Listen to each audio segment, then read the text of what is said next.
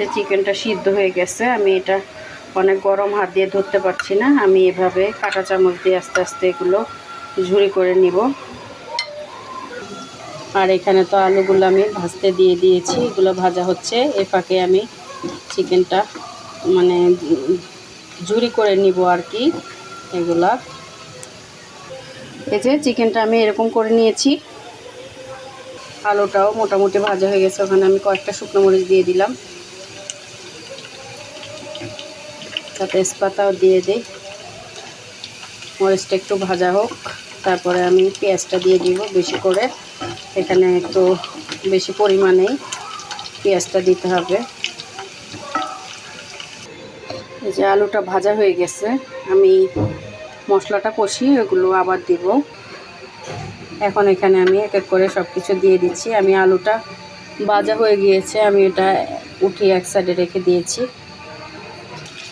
এখন আমি পেঁয়াজ দিয়ে দিয়েছি, বেশ খানিকটা পেঁয়াজই দিলাম। আস্তে আস্তে সব মশলা দিয়ে দিব।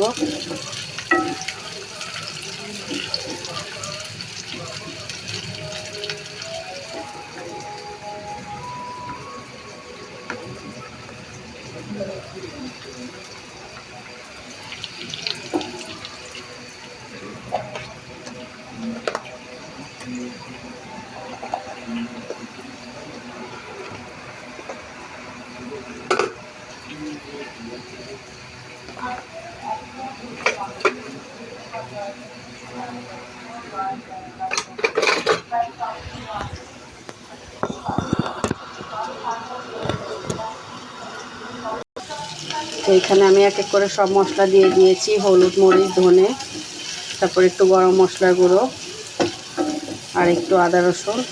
এটা একটু ভাজা ভাজা করে তারপর আমি ওগুলো দিয়ে দিব।